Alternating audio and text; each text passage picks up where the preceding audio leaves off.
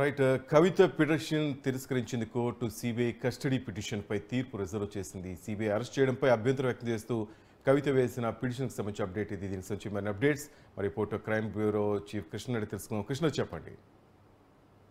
ఏదైతే కవిత సిబిఐ అధికారులు తనని అక్రమంగా అరెస్ట్ చేశారంటూ సవాల్ చేస్తూ ఆమె కవిత రౌస్ అవెన్యూ కోర్టులో పిటిషన్ దాఖలు చేసింది. ఈ పిటిషన్ ని కోర్టు తోసిపుచ్చడం కూడా జరిగింది. ఇక ఈ కేసులో కవితను 5 రోజుల కస్టడీకి ఇవ్వాలంటూ సిబిఐ అధికారులు పిటిషన్ దాఖలు చేశారు. దీనిపైన ఇరు వాదనలు కూడా విన్నాయి.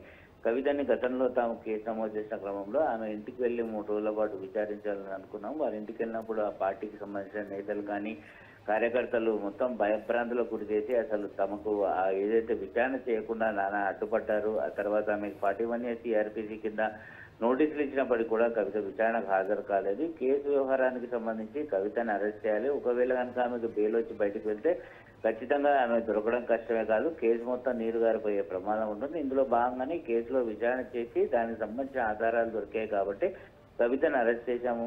ఈ కేసులో మరింత లోతుగా అధ్యయనం చేయాల్సిన అవసరం ఉంది. ఆమెను విచారణ చేస్తే మరిన్ని విషయాలు తెలిసే అవకాశం ఉంటుందని సిబిఐ భావించింది. అందులో భాగంగానే 5 రోజులు కస్టడీ కోరుతున్నామని చెప్పి పిటిషన్ దాఖలు చేయడం కూడా జరిగింది. అయితే ఇక కవితకు సంబంధించిన లీగల్ టీం కూడా దీన్ని మరోసారి కోర్టులో వాదనలు కూడా వినిపించారు. కస్టడీ ఈడీ అధికారులు కస్టడీ కోరడం, 10 రోజుల పాటు కస్టడీలో కవిత అన్ని విషయాలు వెల్లడించింది. ఆ తర్వాత తిహార్ జైల్లో ఉన్న క్రమంలో రౌస్ అవెన్యూ కోర్టులో ఆమెని ఒక్కరోజు కస్టడీ కోరుతూ సిబిఐ అధికారులు పిటిషన్ దాఖలు చేసిన సంగతిని గుర్తు చేశారు. కోర్టు కొన్ని సూచనలు కూడా చేసింది.